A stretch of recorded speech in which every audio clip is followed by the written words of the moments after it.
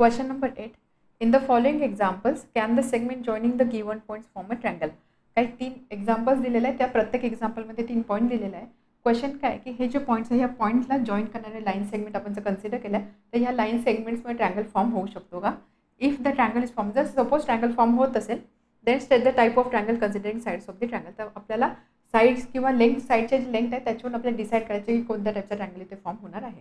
Question समजला काय सांगितलं आहे की आपल्याला इथे प्रत्येक केसमध्ये 3-3 पॉईंट दिलेले आहे. फर्स्ट केस आहे LMN, कॉर्डिनेट्स आपल्याला दिले आहेत. तर आपल्याला काय सांगितलं की हे जे पॉईंट्स आहे पॉईंट L, पॉईंट M आणि पॉईंट N, या तिन्ही पॉईंटला जॉईन करण्या सपोज आपण लाईन सेगमेंट ड्रॉ केला. सपोज L आणि M यांना जॉईन करणार लाईन सेगमेंट असं आहे.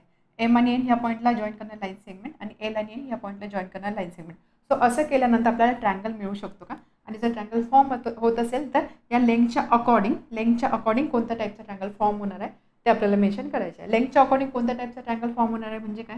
सपोज तिन्ही लेंथ सारखे आहे तर आपण काय बोलतो this is an equilateral triangle. Suppose एखाद्या ट्रायंगलच्या 2 लेंथ सारखे आहे ही आणि ही, तर आपण काय याला काय बोलतो आयसोसेलस ट्रायंगल. सपोज एखादा ट्रायंगल असा आहे की ज्याच्या तिन्ही साईड्स डिफरंट लेंथच्या आहे, या केसमध्ये आपण काय बोलतो याला बोलतो आपण स्केलिन ट्रायंगल. तर आपल्याला चेक करायचे लेंथच्या अकॉर्डिंग किंवा साईडच्या अकॉर्डिंग कोणत्या प्रकारचा ट्रायंगल इथे फॉर्म होणार आहे.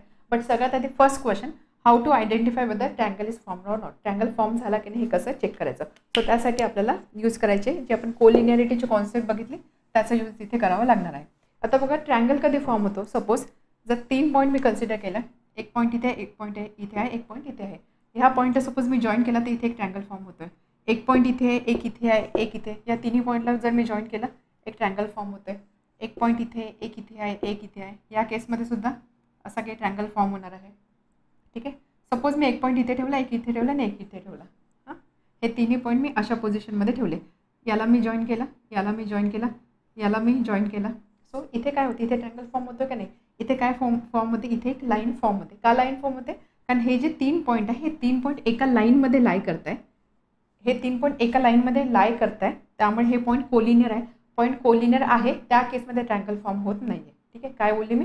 पॉईंट कोलिनियर आहे त्या केसमध्ये ट्रायंगल फॉर्म होत नाही आहे. जर सपोज असे 3 पॉईंट मी कन्सिडर केले, हे पॉईंट कोलिनियर आहे का? हे तिन्ही पॉईंट एका लाईनमध्ये लाय करता का नाही? एक पॉईंट इथे आहे, एक पॉईंट इथे आहे, एक पॉईंट इथे आहे. या तिन्ही अशी कोणतीच लाईन नाही की जी ह्या तिन्ही पॉईंटमध्ये पास होणार आहे. एखादी लाईन आहे ती ह्या 2 पॉईंटमधून पास होईल पण याच्यामधून पास नाही होणार. एक लाईन सपोज मी अशी ड्रॉ केली, ही ह्या पॉईंटमधून पास होईल बट ह्या 3rd पॉईंटमधून पास नाही होणार आहे. सो ट्रायंगल केव्हा फॉर्म होतोय? थोडक्यात काय, ट्रायंगल केव्हा फॉर्म होतो? ज्यावेळेस दिलेले 3 पॉईंट नॉन कोलिनियर असेल त्या केसमध्ये ट्रायंगल फॉर्म होतोय. समजते?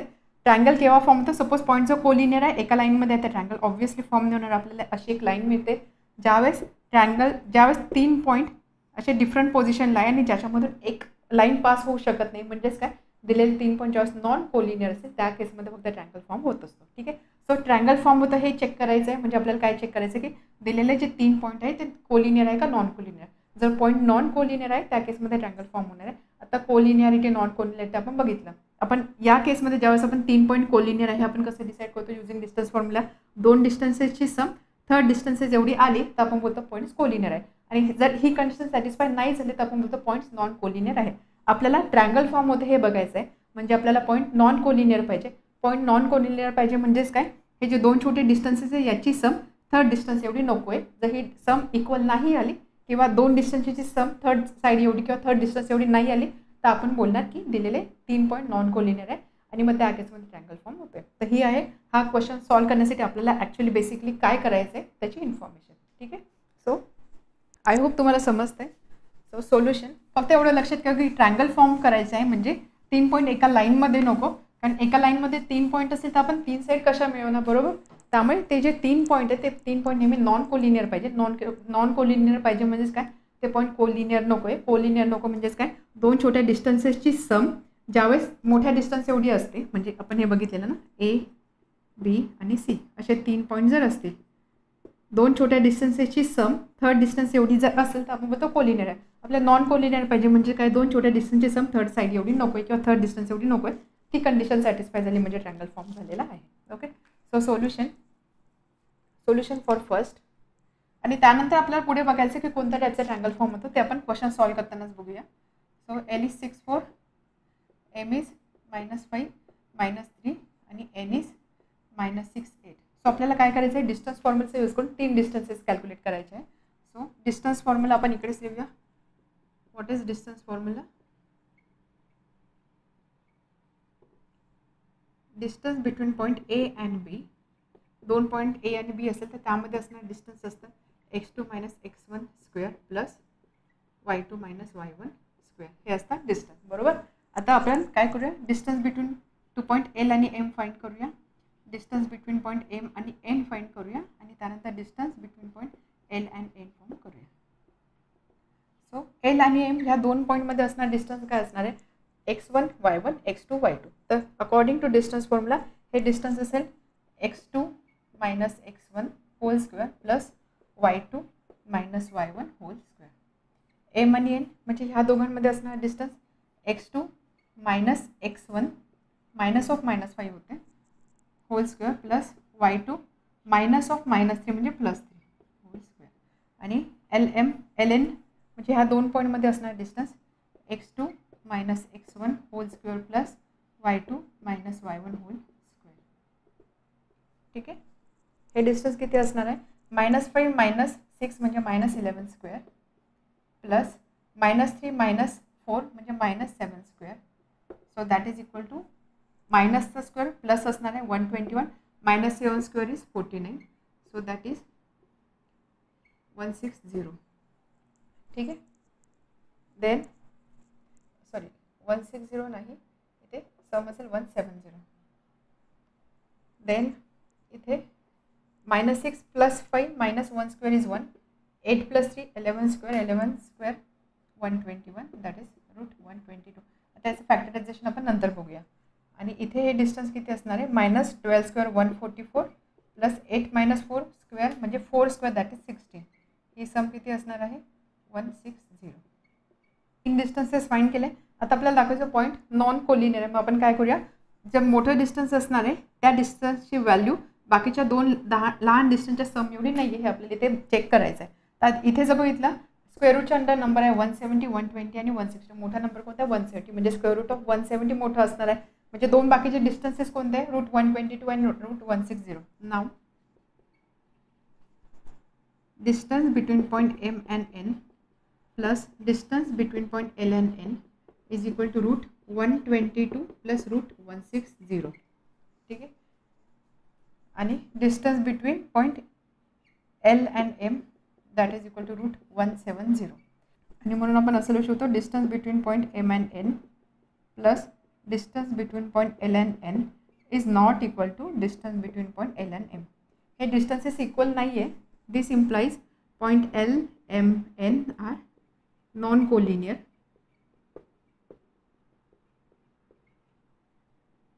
since a triangle can be formed by connecting three non-collinear points.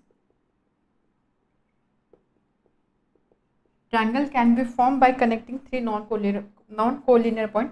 ती नॉन कोलिनियर पॉईंट कनेक्ट केल्यानंतर ट्रँगल फॉर्म होऊ शकतो.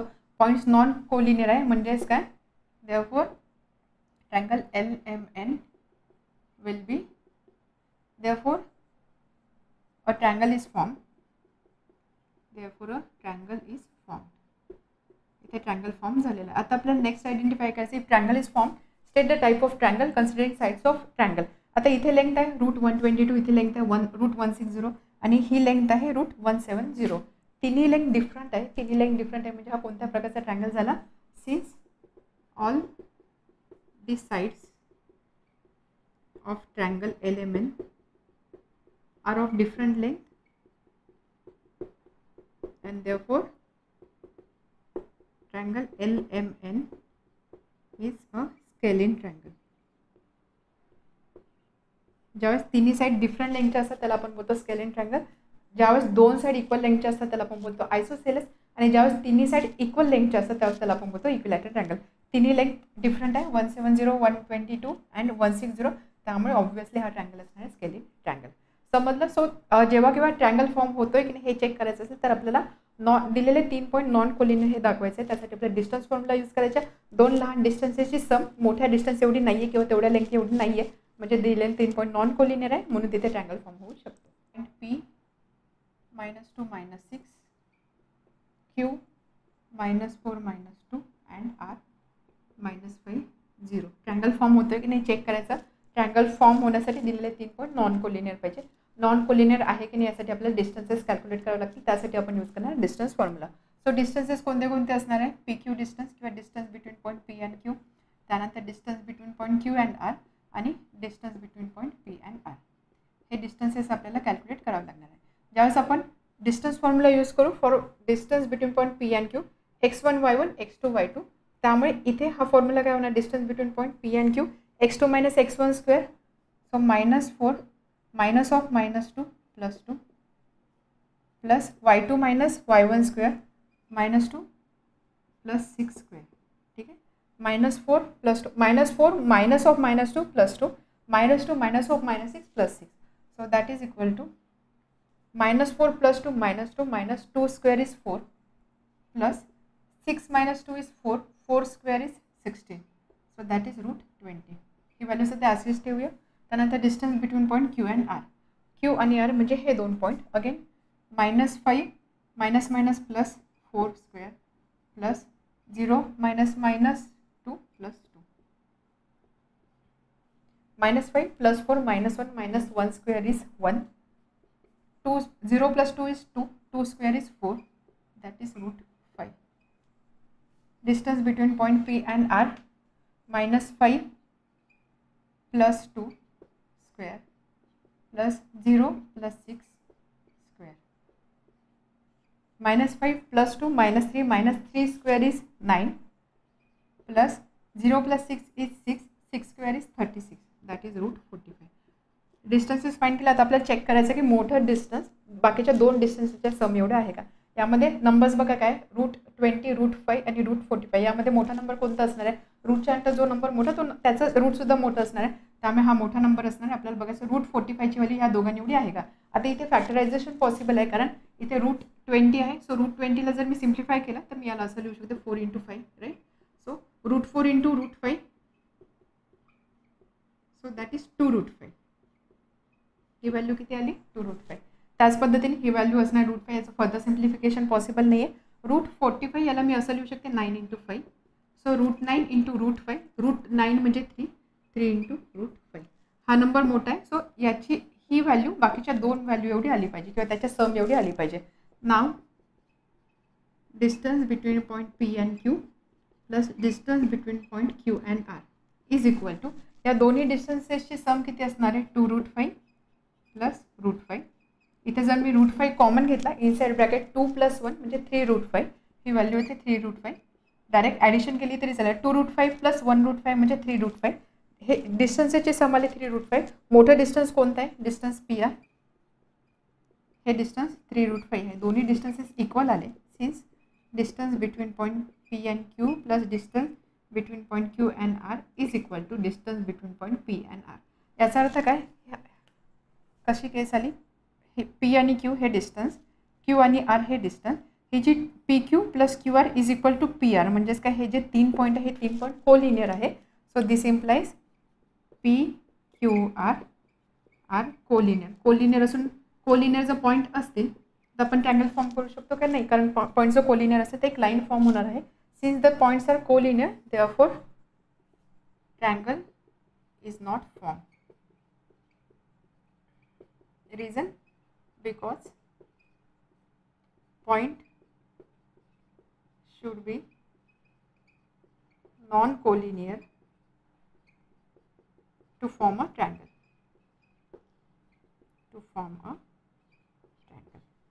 ठीक आहे. सो फर्स्ट केसमध्ये ट्रँगल फॉर्म होऊ शकतो, सेकंड केसमध्ये ट्रँगल फॉर्म होत नाही आहे. थर्ड पॉईंट ABC दिलेले आहे. अगेन आपण काय फाइंड करणार? Distance between point A and B, त्यानंतर distance between point B and C and distance between point C and A और A and C. Distance formula use करणार आहोत. A आणि B या 2 पॉईंटमध्ये असणार डिस्टन्स फाइंड करण्यासाठी हा फॉर्म्युला यूज करतो. x1 y1 x2 y2. So x2 - x1 x1 square plus y2 - y1 square. So that is -√2 म्हणजेच काय, ही व्हॅल्यू काय असणार -2√2. ॲडिशन करू ना आपण. मायनस इथे मी मायनस साईन कॉमन घेणार. -√2 + √2 राईट, आणि त्याचा स्क्वेअर आहे. सो हा -2√2 स्क्वेअर प्लस इथे सुद्धा सेम -2√2 स्क्वेअर. ही व्हॅल्यू किती असणार आहे? So that is equal to मायनसचा स्क्वेअर प्लस होणार 2 स्क्वेअर इज 4, किंवा याला आपण असं लिहू शकतो, सेमच टर्म आहे त्यामुळे याला आपण लिहिणार 2 इंटू ॲडिशन करतो 2 इंटू -2 स्क्वेअर इज 4 आणि √2 square is 2. So that is 4 into 4 म्हणजे 4. ठीक आहे, √4 इंटू √4 इज 4. त्यानंतर डिस्टन्स बिटवीन पॉईंट बी आणि सी. बी आणि सी हे दोन point -√6 plus √2 square plus √6 minus plus √2 square. So that is equal to, so ही व्हॅल्यू काय असणार आहे? That is equal to a + b bracket square. तो फॉर्म्युला आपण दोन्ही ठिकाणी यूज करणार. a + b bracket square formula is a square plus 2ab + b square. हा एक्सपान्शनचा फॉर्म्युला आपण इथे यूज करणार. ही टर्म a आहे, ही टर्म b आहे, a आणि b. सो फर्स्ट ब्रॅकेटसाठी व्हॅल्यू काय असणार आहे? a square 6 plus 2 into a into b, आणि हा मायनस साईन इथे येईल. ठीक आहे, कारण -√6 आहे तो प्लस मायनस होणार, plus B square is 2. Second ब्रॅकेटसाठी a square plus 2 into a into b plus B square. ठीक आहे, so that is equal to, बघा simplification, -2√6 into √2 plus 2√6 into √2. Same terms आहे, ऑपोजिट साईन आहे, कॅन्सल होणार. 6 + 6 12 plus 4 16. So that is equal to 4. ही value सुद्धा आली 4.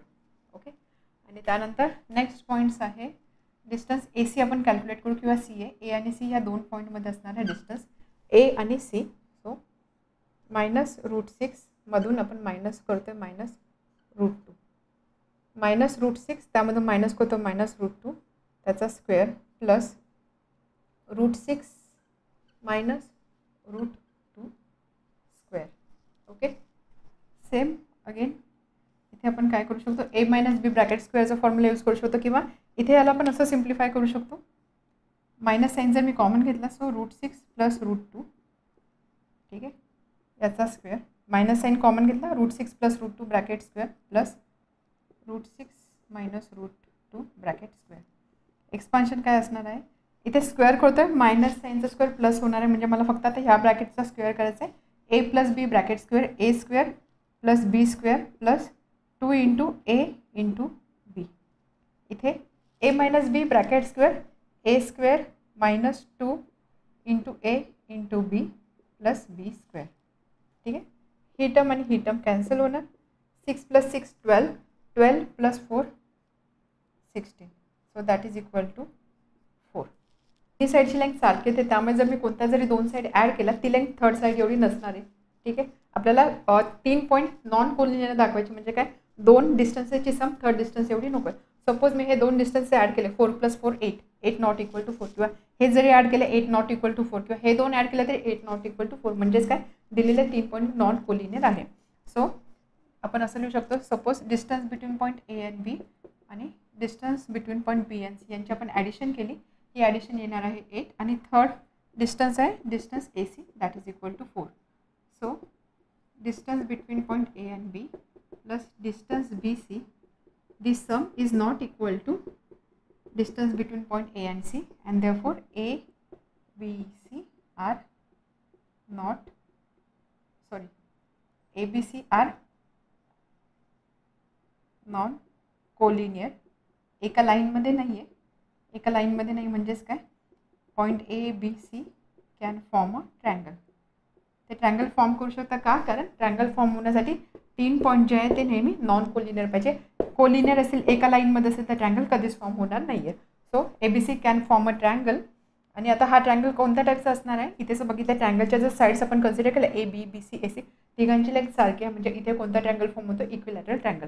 Since distance between point A and B is equal to distance B C is equal to distance A C, म्हणजेच काय A B हे distance B C एवढं आहे, हे distance A C एवढं आहे. And therefore in triangle A B C all the sides are of equal length, all the sides are of equal length, and therefore triangle ABC is an equilateral triangle. हा झाला equilateral triangle. Question number 9. Find K if the line passing through points P -12 -3 and Q 4K has a slope 1/2. दोन point आहे P and Q, त्यामधून pass होणारी line, त्या लाईनचा slope दिलेला आहे. तर या कंडिशनचा यूज करून आपल्याला केची व्हॅल्यू फाइंड करायची, म्हणजे क्यूचा वाय कोऑर्डिनेट फाइंड करायचा आहे. स्लोप दिलेला आहे, कोऑर्डिनेट दिलेला आहे, म्हणून आपण काय करणार, स्लोपचा सिंपल फॉर्म्युला यूज करणार. Slope is equal to change in Y upon change in X, y2 - y1 upon x2 - x1. First point याला आपण x1 y1 कन्सिडर करू, याला x2 y2 कन्सिडर करू, व्हॅल्यूज पुट करू, स्लोपची व्हॅल्यू दिलेली आहे, कॅल्क्युलेशन करून आपल्याला केची व्हॅल्यू मिळणार आहे. Okay, so solution p -12 -3 and Q 4, K. तर आपण याला बोलू x1 y1 आणि याला बोलू आपण x2 y2. ठीक आहे. त्यानंतर स्लोप दिलेला आहे, स्लोप ऑफ लाईन PQ. स्लोपला आपण m ने दाखवतो, so that value is half. Formula काय आपल्याकडे, slope is equal to change in Y upon change in X. नेहमी वाय न्यूमरेटरला असतो. चेंज इन वाय म्हणजेच काय y2 - y1, change in x म्हणजे काय x2 - x1. सो स्लोपची व्हॅल्यू आहे half, y2 - y1 k -3 upon x2 - x1 4 -12. Therefore half is equal to k plus 3 upon 4 plus 12. Therefore half is equal to k plus 3 upon 16. Okay, K आपल्याला हे equation solve करायचं आहे. So 1 × 16 is 16 is equal to 2 × k plus 3. Therefore 16 is equal to 2k plus 6. So 16 minus 6 is equal to 2k.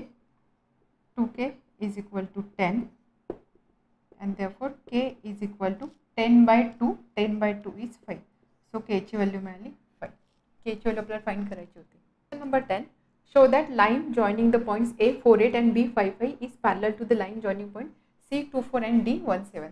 तर आपल्याला असं सांगितलं की A आणि B ह्या दोन पॉईंटमधून पास होणारी लाईन, C आणि D ह्या दोन पॉईंटमधून पास होणारी लाईन, प्रोव्हाइडेड या सगळ्या पॉईंट्स आपल्याला कोऑर्डिनेट्स दिलेले आहे. तर ह्या दोन लाईन पॅरलल आहे आपल्याला इथे शो करायचं आहे. दोन लाईन पॅरलल आहे, कोऑर्डिनेट्स दिलेले आहे, म्हणजेच काय आपल्याला इथे स्लोपचा यूज करावा लागणार आहे. ज्यावेळेस दोन लाईन पॅरलल असतात त्यावेळेस त्या दोन लाईनचे एक्स ॲक्सिस सोबतचे इन्क्लिनेशन सारखं असतं. एक्स ॲक्सिस सोबतचे इन्क्लिनेशन म्हणजेच काय टॅन थीटा सुद्धा सारखं असणार आहे. टॅन थीटा सारखं आहे म्हणजेच काय त्या दोन लाईनचा स्लोप सारखा आहे. म्हणून आपण काय करू, इथे लाईन ए बीचा स्लोप फाइंड करू, लाईन सी डीचा स्लोप फाइंड करू. दोन्ही स्लोप जर सारखे आले तर आपण बोलणार की याच्या दोन लाईन आहे, ह्या दोन लाईन एकमेकांना पॅरलल आहे. ठीक आहे. सो स्लोपची कन्सेप्ट आपण इथे यूज करतोय. सोल्युशन ए 4,8 आणि त्यानंतर बी आहे 5,5. So slope of line A B is equal to, स्लोपचा फॉर्म्युला काय, slope is equal to change in Y upon change in X, provided जे दोन पॉईंट आहे त्यामधला सपोज ए आणि बी असे दोन पॉईंट होते, तर ए पॉईंटचे कॉर्डिनेट्स आहे x1 y1 आणि बी पॉईंटचे कॉर्डिनेट्स आहे x2 y2. सो ह्या केसमध्ये लाईन ए बीचा स्लोप काय असणार आहे, m is equal to y2 - y1 upon x2 - x1. So slope of line A B काय असणार आहे, y2 - y1. आता ही व्हॅल्यू असणार आहे फर्स्ट, सपोज याला जर आपण x1 कन्सिडर केला, y1 कन्सिडर केला, x2 आणि y2 असेल तर slope is equal to y2 - y1 upon x2 - x1. So -3 upon 1 that is equal to -3. Then slope of line C D, C आणि डी पॉईंट काय दिलेले आहे, C is 2, 4 and D is 1,7. Slope of line C D y2 - y1 upon x2 - x1. y2 minus y1 upon x2 minus x1. So that is equal to 3 upon -1 that is -3. ठीक आहे. दोन line A बी आणि C D किंवा ए आणि बी ह्या पॉईंटमधून pass होणाऱ्या लाईनचा slope आणि सी आणि डी ह्या पॉईंटमधून पास होणाऱ्या लाईनचा स्लोप हे दोन्ही स्लोप इक्वल आले. स्लोप्स इक्वल आहे म्हणजेच काय दिलेल्या दोन लाईन पॅरलल असणार आहे. So therefore slope of line AB is equal to slope of line CD. Since parallel lines have equal slope and therefore line AB is parallel to line CD. Slope equal आहे म्हणजे ह्या ज्या दोन line आहे ह्या दोन line एकमेकांना parallel असणार आहे. तेच आपल्याला प्रूव्ह करायचं होतं. Show that line joining point A and B is parallel to line joining point C and D. Therefore line A B is parallel to line C D. Now next question number 11. Show that points P1 - 2 Q 5 2 R3 - 1 S - 1 - 4 are the vertices of a parallelogram. 4 point दिलेला आहे, coordinates दिलेला आपल्याला show करायचं की यांना join केल्यानंतर जो coordinator मिळणार आहे तो पॅरलोग्राम आहे आपल्याला प्रूव्ह करायचा आहे. या टाईपचा क्वेश्चन आपण प्रॅक्टिस सेटमध्ये सॉल्व्ह केलेला आहे. पॅरलोग्राम प्रूव्ह करण्यासाठी ज्यावेळेस आपल्याला कोऑर्डिनेट्स दिलेले असतात तर आपल्याकडे दोन वेज आहे. एक वे आहे आपण डिस्टन्स फॉर्म्युला यूज करू शकतो, अनदर वे आपण स्लोपच्या कॉन्सेप्टचा यूज करू शकतो. सो यामध्ये आपल्याला बेसिकली कोणत्या प्रॉपर्टी लक्षात घ्यायच्या आहे. पॅरलोग्राम आहे, ठीक आहे. सपोज आपण पॅरलोग्राम PQRS कन्सिडर करूया. PQRS हा पॅरलोग्राम असेल तर पॅरलोग्रामबद्दल बेसिक प्रॉपर्टी आपण काय म्हणतो, पॅरलोग्राममध्ये नेहमी ऑपोजिट ज्या साईड्स असतात त्या पॅरलल असतात. म्हणजे PQ आणि RS पॅरलल असेल आणि PS आणि QR पॅरलल असेल, ठीक आहे. किंवा अजून आपण असं बोलतो की जे ऑपोजिट साईड्स आहे त्यांची लेंथ इक्वल असते, बरोबर. So PQ is equal to RS असेल and PS is equal to QR. ह्या दोन प्रॉपर्टीज आहेत. तर यामध्ये आपण जर सपोज ही प्रॉपर्टी प्रूव्ह केली की जे पॉईंट्स आपल्याला दिले त्यांना जॉईन केल्यानंतर मला ज्या साईड्स मिळतात ऑपोजिट साईड जर पॅरलल असेल तर आपण प्रूव्ह करू शकतो दिलेला कोऑर्डिनेटर पॅरलोग्राम. किंवा जर आपण असं प्रूव्ह केलं की ऑपोजिट साईडची लेंथ सारखी आहे त्या केसमध्ये सुद्धा आपण बोलू शकतो की इथे हा पॅरलोग्राम फॉर्म होतोय. सो ज्यावेळेस मला पॅरललची कंडिशन दाखवायची असेल त्यामध्ये मी इझिली काय करू शकते, मी इथे यूज करू शकते स्लोपच्या कॉन्सेप्टचा. का, कारण ज्या लाईन पॅरलल असते त्यांचा स्लोप इक्वल असतो. त्यामुळे सपोज मी PQ या लाईनचा स्लोप फाइंड केला, RS या लाईनचा स्लोप फाइंड केला, स्लोप इक्वल आले म्हणजे काय ह्या दोन लाईन पॅरलल आहे. त्याच पद्धतीने PS आणि QRचा स्लोप फाइंड केला, दोघांचे स्लोप इक्वल आले म्हणजेच काय या दोन साईड पॅरलल आहे, ऑपोजिट साईड पॅरलल आहे. मग मी कन्क्लूड करू शकते की दिलेला जो कोऑर्डिनेटर आहे that is a parallelogram. Second way, डिस्टन्सेसचा जर आपण विचार केला PQ आणि RS हे डिस्टन्सेस इक्वल आहे म्हणजे जर इथे मी डिस्टन्स फॉर्म्युला यूज केला, ठीक आहे. डिस्टन्स फॉर्म्युला जर मी यूज केला, डिस्टन्स फॉर्म्युलाचा यूज करून मी लेंथ PQ फाइंड करेल, RS फाइंड करेल, दोन्ही लेंथ इक्वल आहे. त्याच पद्धतीने PS आणि QR या दोन्ही लेंथ जर इक्वल आहे तर मी बोलू शकते की हा दिलेला जो कोऑर्डिनेटर आहे तो पॅरलोग्राम आहे. सो तुम्ही स्लोप मेथड यूज करू शकता किंवा डिस्टन्स फॉर्म्युलाचा सुद्धा यूज करू शकता. दोघांमध्ये कोणते एक मेथड यूज करू शकता. बट जनरली डिस्टन्स फॉर्म्युलामध्ये कसं कॅल्क्युलेशन कधी कधी जास्त जातं कारण आपल्याला स्क्वेअर करा, त्याचा स्क्वेअर रूट फाइंड करा. सो बेटर प्रेफर करायचं की आपण स्लोप मेथड यूज करतो. तर आपण हा क्वेश्चन स्लोप मेथडने सॉल्व्ह करूया, ठीक आहे. समजते काय सांगते ते. सो सोल्युशन, पॉईंट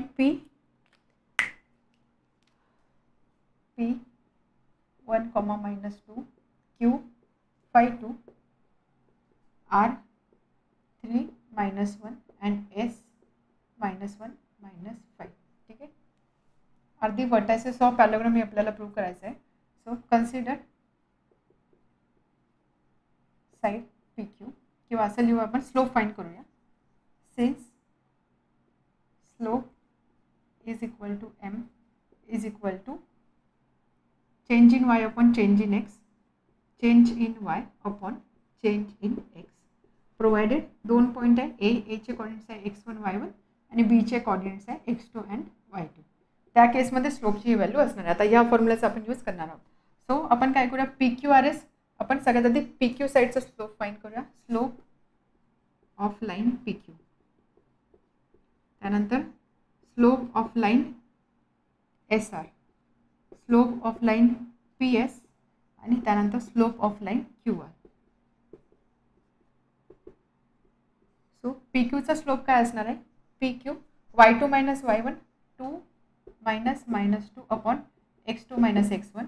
त्यानंतर SR म्हणजे हे दोन पॉईंट, SRचा स्लोप काय असणार, आपण याला PQ RS लिहू शकतो. सो RSचा स्लोप काय असणार आहे, Y2 - Y1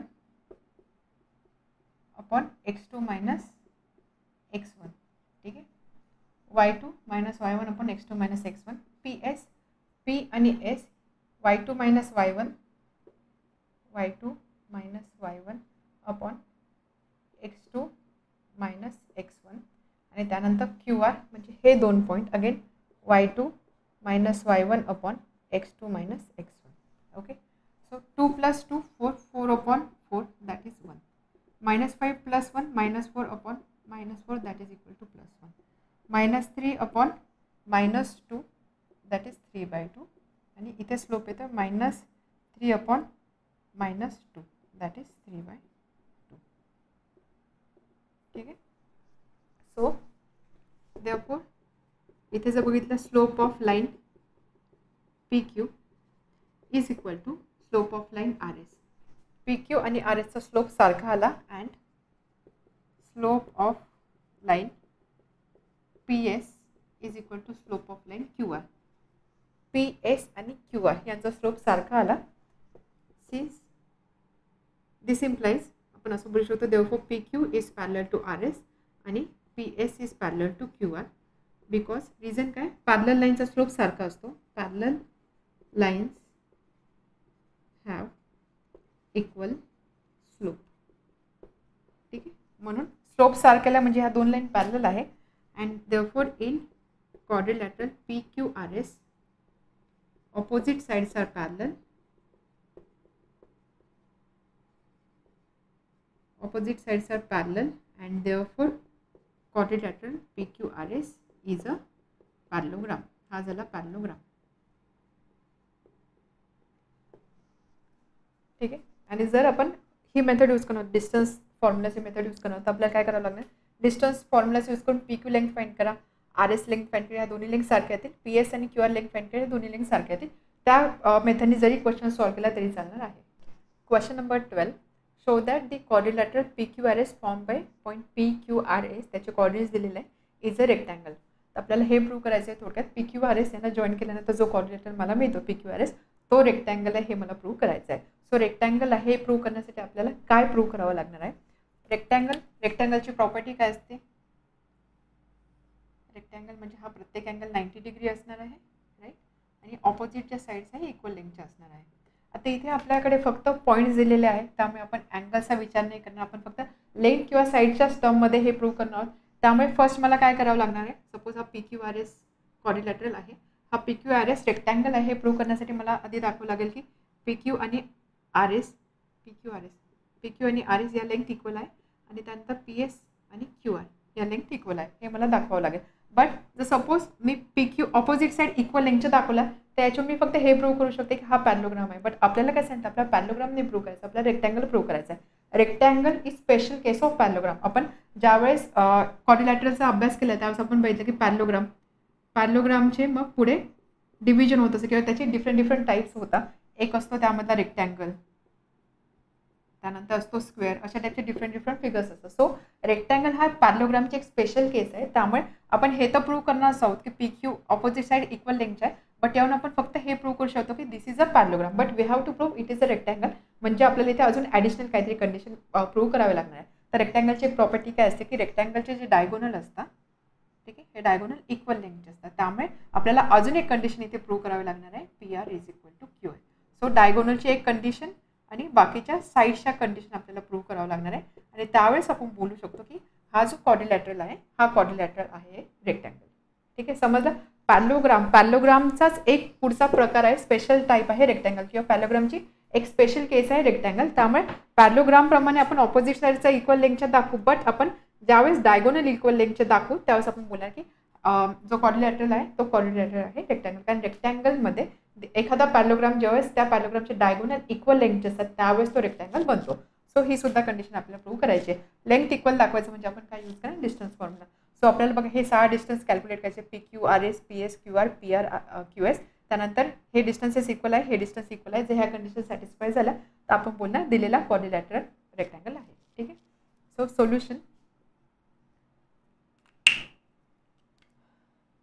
P2,1 Q -1 3 R -5 -3 and S -2 -5. तर आपण हे जे डिस्कस केलेलं लगेच इथे मेन्शन करूया. quadrilateral is a rectangle if कोणती condition, if opposite sides are of equal length आणि सेकंड डायगोनल्स आर इक्वल किंवा are of equal length are equal. आणि ही जी कंडिशन आहे ही कंडिशन कसली आहे, पॅरलोग्रामची सुद्धा आहे. आणि एखादा पॅरलोग्राम रेक्टँगल जेव्हा बनतो ज्यावेळेस त्याचे डायगोनल इक्वल लेंथचे असतात. तर आपल्याला ह्या दोन कंडिशन इथे सॅटिस्फाय करायच्या किंवा प्रूव्ह करावं लागणार आहे. देअरफॉर आपल्याला इथे प्रूव्ह काय करायचं, opposite sides are of equal length. म्हणजे आपण काय फाइंड करूया, युझिंग डिस्टन्स फॉर्म्युला आपण पी क्यू फाइंड करूया. Distance between point P and Q is equal to P आणि क्यू या दोन पॉईंटमध्ये असणारा डिस्टन्स पी आणि क्यू. सो डिस्टन्स फॉर्म्युला काय आहे इथे लिहूया. Also distance formula, distance between point A and B is equal to under root x2 minus x1 square plus y2 minus y1 square. यामध्ये एचे कॉर्डिनेट्स आहे x1 y1 आणि बीचे coordinates आहे x2 y2. ठीक आहे. So distance between point P and Q x2 minus x1 whole square plus y2 minus y1 whole square. इथे आपण 2 minus -1 केला आणि 1 - 3 केला तरी चालणार आहे. So that is equal to -1 - 2 -3 -3 square is 9 plus 3 - 1 2 square is 4 root 30. Then distance between P Q झाला. त्यानंतर आपण एस आर किंवा आर एस फाइंड करूया. Distance between point R and S, R आणि S. So x2 minus x1 square plus y2 minus y1 square. ठीक आहे. जर हे असं डायरेक्ट कॅल्क्युलेशन असेल समजा तर याला x1 y1 लिहा, इथे x2 y2 लिहा आणि त्यानंतर कॅल्क्युलेशन करा. So x2 minus x1 square plus y2 minus y1 square is equal to -2 + 5 3 square is 9 -5 + 3 -2 -2 square is 4. So that is root 30. Then PQ RS, then distance between point P and S. P आणि S म्हणजे ह्या दोन पॉईंटमध्ये असणारा distance x2 minus x1 square -2 square plus y2 minus y1 square. -2 -2 -4 square is 16 -5 -1 -6 square is 36. So that is equal to 52. आणि त्यानंतर PQ RS PS आता QR, distance between point QR हे दोन पॉईंट. So x2 minus x1 square plus y2 minus y1 square. -5 + 1 -4 square is 16 -6 square is 36. हे सम किती आहे ते रूट 52. ठीक आहे. चार डिस्टन्सेस झाला. आता इथे जर बघितलं बघा PQRS समोरच्या साईडची लेंथ इक्वल आली, PS आणि QR समोरच्या साईडची लेंथ इक्वल आली. म्हणजे हा पॅरलोग्राम आहे हे तर प्रूव्ह झाला. आता आपण हा रेक्टँगल आहे की नाही ते चेक करूया. त्यासाठी आपण डायगोनल फाइंड करूया. सो डायगोनल म्हणजेच काय असणार आहे, डिस्टन्स बिटवीन पॉईंट P आणि R या दोन पॉईंटमध्ये असणारा distance x2 minus x1 square plus x2 minus x1 square plus y2 minus y1 square -3 -1 square -5 -2 -7 square 49 -3 -1 -4 square is 16 root 65. आणि त्यानंतर एक डायगोनल QS. ठीक आहे. Q आणि S. सो हा पॉईंट आणि हा point x2 minus x1 square plus y2 minus y1 square -1 square is 1 plus -8 square is 64 root 65. या दोन्ही लेंथ सारख्याला म्हणजे डायगोनल इक्वल लेंथचे आले. So now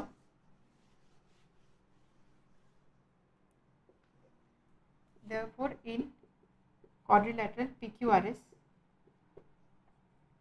distance PQ is equal to distance RS, distance PS is equal to distance QR, and distance QS is equal to distance PR. So this implies opposite sides are equal. So opposite sides are of equal length, and this implies diagonals are equal. या दोन्ही condition satisfy होत आहे, and therefore quadrilateral PQRS is a rectangle. हा आहे rectangle. Next question, question number 13.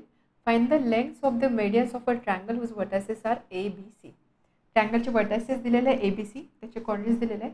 तर आपल्याला मेडियनची length find करायची. ट्रायंगल आहे, ट्रायंगलला 3 साइड असणार आहे, ट्रायंगलचे 3 मेडियन असणार आहे. त्या मेडियनची लेंथ आपल्याला फाइंड करायची. तर हा क्वेश्चन आपण कसा सॉल्व्ह करणार, या टाईपचा एकही क्वेश्चन आपण सॉल्व्ह नाही केलेला की ज्या ठिकाणी आपल्याला मेडियनची लेंथ फाइंड करायची. सो सगळ्यात आधी आपण काय करूया, काय इन्फॉर्मेशन दिलेले आहे तो एक ट्रायंगल ड्रॉ करूया. एक ट्रायंगल आहे, triangle ABC. Say this point is A, this point is B and this point is C. आपल्याला काय फाइंड करायचं आहे, मेडियनची लेंथ. मेडियन म्हणजे काय, ट्रायंगल ABC आहे, सपोज BC ही साईड कन्सिडर केली. BC साईडचा ऑपोजिट वर्टेक्स कोणता आहे, A. ठीक आहे. सो ए पासून जर मी अशी लाईन ड्रॉ केली की ही लाईन BCला 2 इक्वल पार्टमध्ये डिवाइड करते किंवा बायसेक्ट करते, म्हणजेच काय ही लेंथ आणि ही लेंथ जर सारखी असेल तर मी बोलणार ही जी लाईन सेगमेंट आहे, ही लाईन सेगमेंट ह्या ट्रायंगलची एक मेडियन आहे. सपोज हा पॉईंट मी घेते लेट्स से X. मग इथे X ही मेडियन आहे का, कारण यामुळे ही टोटल लेंथ BC 2 इक्वल पार्टमध्ये डिवाइड होते. सपोज आता दुसरी मेडियन AC साईड आहे, त्याच्या ऑपोजिट वर्टेक्स आहे B. इथून मी एक अशी लाईन ड्रॉ केली. या लाईनमुळे काय होते, हे 2 इक्वल पार्टमध्ये डिवाइड होते, त्यामुळे हा जो पॉईंट आहे याला सपोज मी बोलली Y. सो BY ही असणार आहे एक मेडियन. त्याच पद्धतीने थर्ड मेडियन कोणते असणार, 3 साईड आहे, 3 वर्टेक्स आहे, 3 मेडियन असणार आहे. ठीक आहे. आणि हा पॉईंट मी घेते सपोज Z. तर ही असणार आहे थर्ड मेडियन CZ. तर आपल्याला इथे काय करायची, लेंथ ऑफ मेडियन फाइंड करायची. म्हणजे आपल्याला X, BY आणि CZ या 3 लेंथ फाइंड करायच्या आहे. लेंथ फाइंड करायची आहे ज्यावेळेस आपल्याकडे कोऑर्डिनेट दिलेला असतात त्यावेळेस आपण काय यूज करतो, डिस्टन्स फॉर्म्युला. आता यामध्ये बघा आपल्याला वर्टायसेस कोणते कोणते दिलेले आहे, कोणत्या कोणत्या वर्टायसेसचे कोऑर्डिनेट दिलेले आहे. Aचा कोऑर्डिनेट माहिती आहे, Bचा कोऑर्डिनेट माहिती आहे आणि Cचा सुद्धा कोऑर्डिनेट माहिती आहे. मग सपोज आता जर मी एका मेडियनवरती फोकस केलं, सपोज मला X ह्या मेडियनची लेंथ फाइंड करायची. मेडियनची लेंथ फाइंड करायची म्हणजे मला ही लेंथ फाइंड करायची, कोऑर्डिनेट माहिती आहे, मग मी इथे डेफिनेटली डिस्टन्स फॉर्म्युला यूज करणार. बट डिस्टन्स फॉर्म्युला यूज करण्यासाठी X1 Y1 तर आहे, बट X2 Y2 नाही, माझ्याकडे Xचे कोऑर्डिनेट नाही आहे. त्याच पद्धतीने Yचे कोऑर्डिनेट नाही, Zचे कोऑर्डिनेट नाही. हे कोऑर्डिनेट मी कसे फाइंड करणार, तर बघायचं X म्हणजे काय, X हा BC या साईडचा मिड पॉईंट आहे, Y हा AC साईडचा मिड पॉईंट आहे, Z AB साईडचा मिड पॉईंट आहे. म्हणजे काय, मिड पॉईंट दिलेला आहे. जर मी BC साईड कन्सिडर केली, याचे कोऑर्डिनेट माहिती, याचे कोऑर्डिनेट माहिती आहे, मिड पॉईंट फॉर्म्युलाचा यूज करून मला Xचे कोऑर्डिनेट मिळतील. एकदा का मला Xचे कोऑर्डिनेट मिळाले म्हणजे AX या लाईन सेगमेंटसाठी मला दोन्ही कोऑर्डिनेट माहिती आहे. डिस्टन्स फॉर्म्युलाचा यूज करून मी Xची लेंथ फाइंड करू शकते. X म्हणजेच काय, मेडियनची लेंथ. अशा पद्धतीने मला X मेडियन मिळेल. त्याच पद्धतीने ही या साईडसाठी A आणि Cचे कोऑर्डिनेट्स माहिती आहे. मेडियन मिड पॉईंट फॉर्म्युलाचा यूज करून मी Yचे कोऑर्डिनेट फाइंड करेल. Bचे कोऑर्डिनेट माहिती, Yचे माहिती, ही लेंथ मी फाइंड करू शकते using distance formula. Same for third median. तर अशा पद्धतीने आपल्याला तिन्ही मेडियनची लेंथ फाइंड करायची आहे. ठीक आहे, समजलं सोल्युशन कसं आहे. नाव सोल्युशन आपण लिहूया. Consider triangle ABC. Consider triangle ABC. Let AX, then BY and CZ be the medians. हे काय असणार आहे, medians. ओके. and therefore आपण लिहिणार BX is equal to XC, then AY is equal to YC and AZ is equal to ZB. Reason काय आहे, because point X then Y and Z are midpoints of side AB. Sorry, X is midpoint of side BC, then Y is midpoint of side AC आणि त्यानंतर Z is midpoint of side AB respectively.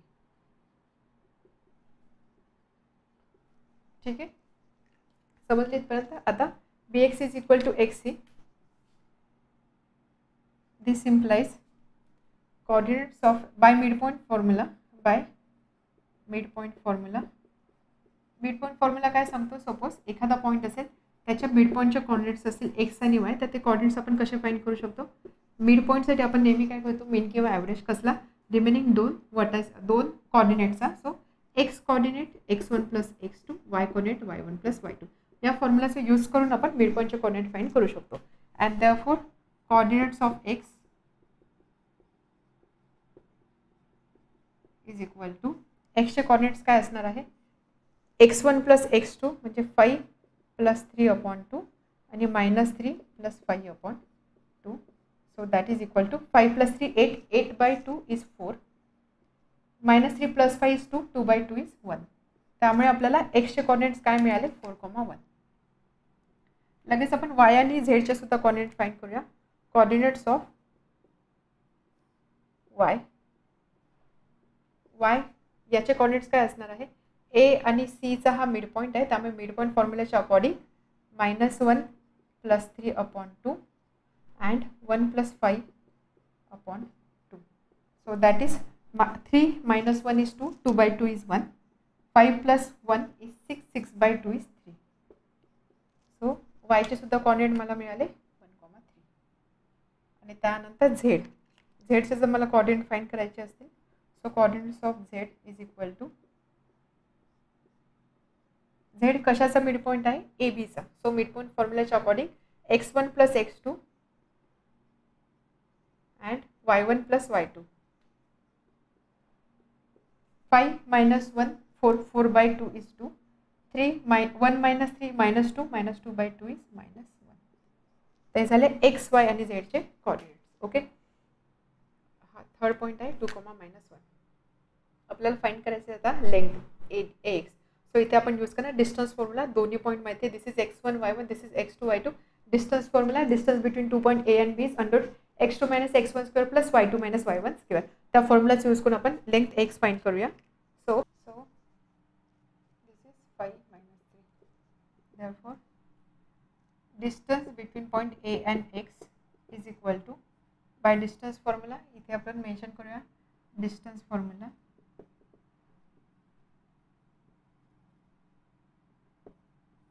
x2 minus x1 square plus y2 minus y1 square, and therefore by distance formula, distance between point A and X is x2 minus x1 square plus y2 minus y1 square.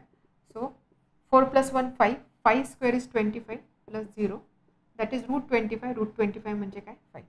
त्यानंतर distance ax, हे distance आपण find केला, म्हणजेच आपण लिहू शकतो that is ax is equal to 5 units,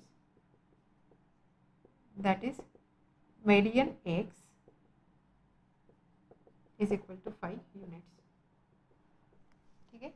second distance, again प्रत्येक ठिकाणी आपण डिस्टन्स फॉर्म्युलाच यूज करतो. Distance between point B and Y is equal to, B आणि वाय या दोन पॉईंटमध्ये असणारा distance x2 minus x1 square plus x2 minus x1 square plus y2 minus y1 square, 3 plus 3 6 square, 1 minus 5 minus 4 square is 16, 6 square is 36, root 52. ठीक आहे. Route 52 याला आपण लिहू शकतो, याला आपण लिहिणार 26 into 2, so 4 into 13, so 2 root 30 units. That is by is equal to 2 root 30 units. म्हणजेच काय, median by is equal to 2 root 30 units. आता थर्ड मेडियन आहे. This is first part, second part आणि आता third part of solution. Third median C Z. Distance between point C and Z is equal to, C आणि Z या दोन पॉईंटमध्ये असणारा distance using distance formula x2 minus x1 square plus y2 minus y1 square. 2 minus 3 minus 1 minus 1 square is 1 plus minus 1 minus 5 minus 6 square is 36. So that is equal to root 37. याचा further simplification possible नाही आहे. Therefore CZ is equal to √37 units, म्हणजेच median CZ is equal to √37 units. एंडला आपण लिहिणार therefore lengths of the median of triangle ABC are first is lengths of medians of triangle ABC are 5 units, 2 √13 units and √37 units. Question number 14. Find the coordinates of the centroid of the triangles if point D, E, F are the midpoints of sides of the triangle. ठीक आहे, काय सांगितलं आपल्याला सेंट्रॉइडचे coordinate, एक triangle दिलेला आहे, या ट्रायंगलच्या सेंट्रॉइडचे coordinates आपल्याला फाइंड करायचे. सेंट्रॉइडचे कॉर्डिनेट्स फाइंड करायचे म्हणजे आपल्याकडे एक सेंट्रॉइडचा फॉर्म्युला आहे, तो फॉर्म्युला कदाचित इथे यूज होऊ शकतो. बट आपल्याला इथे इन्फॉर्मेशन काय दिलेलं, आपल्या ट्रायंगलचे जे वर्टायसेस आहे त्याचे कॉर्डिनेट्स दिलेले नाही, बट आपल्याला मिड पॉईंटचे कॉर्डिनेट्स दिलेले आहे, म्हणजे ट्रायंगलचे जे साईड्स आहे, साईडचे जे मिड पॉईंट आहे त्याचे कॉर्डिनेट्स दिलेले आहे. मग आता हा क्वेश्चन कसा सॉल्व्ह करायचा. फर्स्ट ऑफ ऑल क्वेश्चनचे स्टेटमेंट रीड करून की मिड पॉईंट दिलेला आहे, वर्टायसेस नाही दिला, मग सेंट्रॉइड फॉर्म्युला मी कसा यूज करणार, घाबरून जायचं नाही. सगळ्यात आधी काय करायचं, जी इन्फॉर्मेशन दिलेली आहे ती एका फिगरच्या फॉर्ममध्ये रिप्रेझेंट करायची. सो काय काय इन्फॉर्मेशन दिली आहे बघूया आपण. काय सांगितलं की एक ट्रायंगल आहे, ठीक आहे.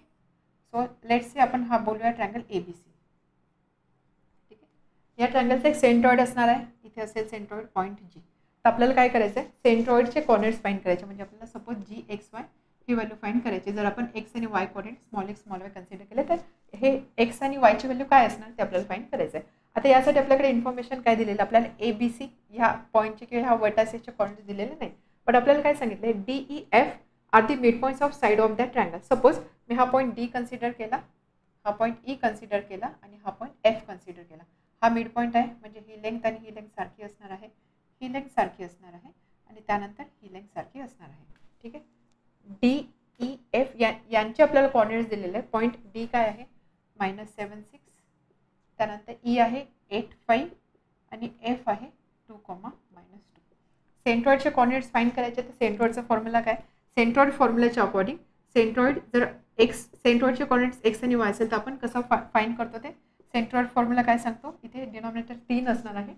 सो एक्स कॉर्डिनेट आहे, so x1 + x2 + x3/3, y1 + y2 + y3/3. म्हणजे ट्रायंगल आहे, ट्रायंगलचे 3 पॉईंट असणार आहे, प्रत्येकाचा जो करस्पॉन्डिंग एक्स कॉर्डिनेट आहे त्याचा आपल्याला ॲव्हरेज घ्यायचा आहे, वाय कॉर्डिनेटचा ॲव्हरेज घ्यायचा आहे. 3 पॉईंट आहे म्हणून डिवायडेड बाय 3. सो हा असतो सेंट्रॉइड कॅल्क्युलेशनचा फॉर्म्युला. हा फॉर्म्युला जर मला यूज करायचा असेल तर त्यासाठी मला x1 y1 x2 y2 x3 y3 ची व्हॅल्यू माहिती पाहिजे, बट इथे ही व्हॅल्यू माझ्याकडे नाही आहे. बट इथे मला मिड पॉईंट दिलेला आहे, त्यामुळे जर सपोज मी हे जे पॉईंट आहे ABC यांचे काही कॉर्डिनेट्स अज्यूम केले, suppose x1 y1 x2 y2 x3 y3 assume केले, हा पॉईंट जर हा मिड पॉईंट आहे, मिड पॉईंट फॉर्म्युलाचा यूज करून मला ह्या 2 पॉईंटमध्ये असणाऱ्या कॉर्डिनेट्समधलं रिलेशन मिळेल. या मिड पॉईंटचा यूज करून ह्या 2 कॉर्डिनेटच्या हे जे 2 वर्टायसेस त्याच्या कॉर्डिनेटमधलं रिलेशन मिळेल. त्याच पद्धतीने ह्या 2 वर्टायसेसच्या कॉर्डिनेट्समधलं मला रिलेशन मिळेल. हे सगळे रिलेशन आपण ज्यावेळेस सॉल्व्ह करू त्यावेळेस आपल्याला या तिन्ही पॉईंटचे कॉर्डिनेट्स मिळतील, म्हणजेच मला x1 x2 x3 y1 y2 y3 ह्या व्हॅल्यूज मिळतील. त्या व्हॅल्यूज मी या फॉर्म्युलामध्ये पुट करेल आणि त्यानंतर मला ही सेंट्रॉइडचे कॉर्डिनेट मिळणार आहे. समजलं क्वेश्चन कसा सॉल्व्ह करायचा आहे.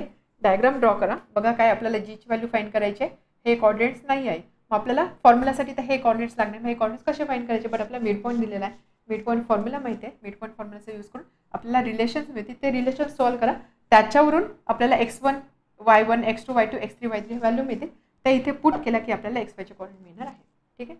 So solution, let triangle ABC is required triangle GXY with the centroid, ठीक आहे. लेट A ला आपण अजूम करूया AB small AB B C D आणि C E F, ठीक आहे. आपण काय केलं, x1 y1 x2 y2 ऐवजी मी A B C D E F असे कॉर्डिनेट्स कन्सिडर केले. सो इथे आहे AB, हा आहे BC, AB सॉरी B चे कॉर्डिनेट्स आहे C आणि D आणि C चे कॉर्डिनेट्स आहे E आणि F. Okay, now D is mid point of side AB. तुम्ही D हा पॉईंट इथे जरी दाखवला तरी चालणार, कारण आपल्याला बाकी काही रिलेशन माहिती नाही, त्यामुळे D पॉईंट BC चा जरी मिड पॉईंट घेतला तरी चालणार आहे. So D is mid point of side AB therefore by mid point formula mid पॉइंटचे कोऑर्डिनेट्स म्हणजे डीचे कोऑर्डिनेट्स असणार आहे. डीचे कोऑर्डिनेट्स नेहमी काय असणार, मिड पॉइंट फॉर्म्युला काय सांगतो, एक्स कोऑर्डिनेट्सचे ॲव्हरेज आणि वाय कोऑर्डिनेटचा average. So A plus C आणि बी प्लस डी. ठीक आहे, mid point formula. And therefore -7 is equal to A plus C upon 2 and 6 is equal to B plus D upon 2. And therefore A plus C is equal to -14. हे एक relation आपल्याला मिळालं. And B plus D is equal to 12. हे एक relation आपल्याला मिळालं. त्याच पद्धतीने आता बाकीच्या दोन साईडसाठी सुद्धा आपण सेम रिलेशन यूज करूया किंवा सेम फॉर्म्युला अप्लाय करूया बाय मिड पॉईंट फॉर्म्युला. जर ई पॉईंट कन्सिडर केला सो ईचा मिड पॉईंट काय, इथे आपल्याला मिड पॉईंट फॉर्म्युला सुद्धा मेन्शन करावं लागेल. सो मिड पॉईंटचे कोऑर्डिनेट्स असणार आहे x1 प्लस x2 अपॉन 2 आणि y1 plus y2 upon 2. These are coordinates of mid points. 8,5 is equal to 8 आणि 5 सी प्लस ई बाय 2 आणि डी प्लस एफ बाय 2.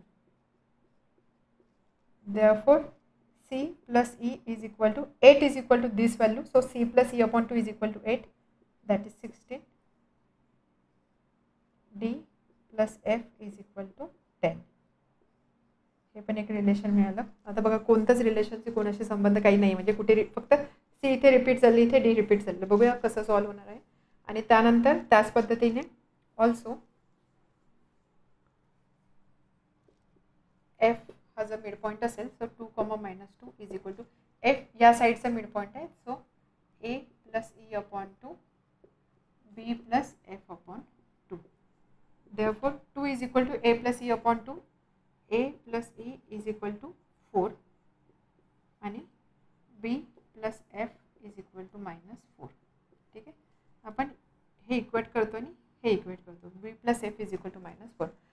आता आपल्याला काय करायचं, आपल्याला सेंट्रॉइड फॉर्म्युला यूज करायचा आहे. सेंट्रॉइड फॉर्म्युल्यामध्ये आपल्याला काय काय व्हॅल्यूज लागणार आहे. सेंट्रॉइड फॉर्म्युलाच्या अकॉर्डिंग जर मला या सेंट्रॉइडचे कोऑर्डिनेट्स फाइंड करायचे असतील तर आपण कोऑर्डिनेट्स कसे फाइंड करतो, डिनॉमिनेटरला 3 आणि न्यूमरेटरला काय असतो x1 plus x2 plus x3.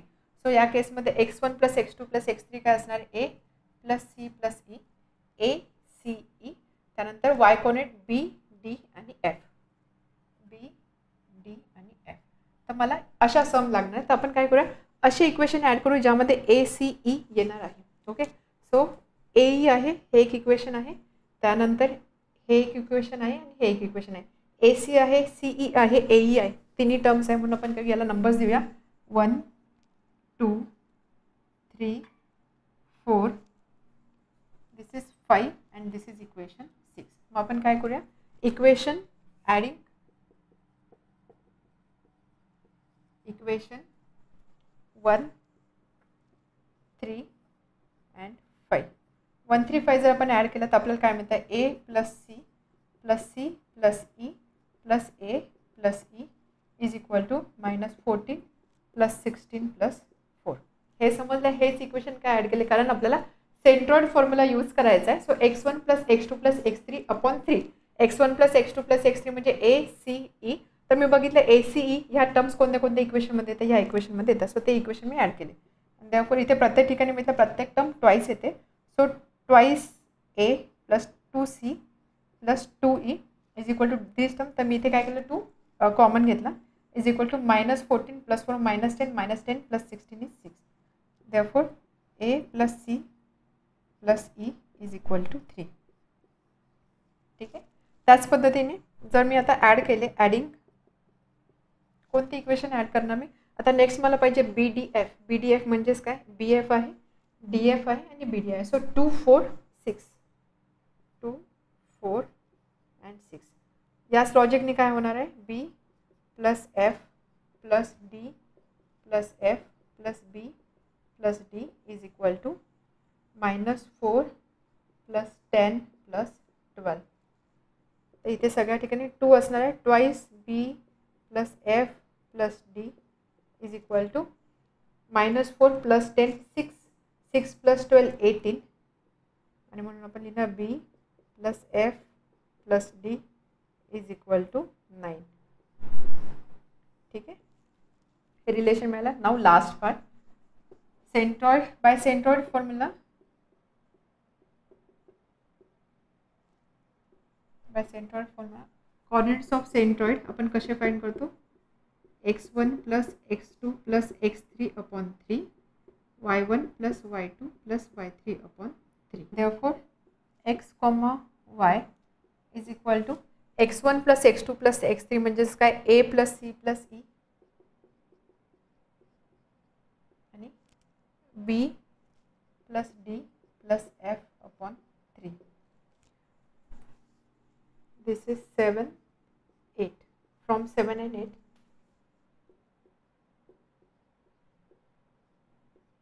x, y is equal to a + c + e is 3, 3/3. b + d + f is 9, 9/3. so that is 1, 3. त्यामुळे सेंट्रॉइडचे कोऑर्डिनेट्स काय आले 1, 3. therefore coordinates of centroid of the triangle is 1, 3.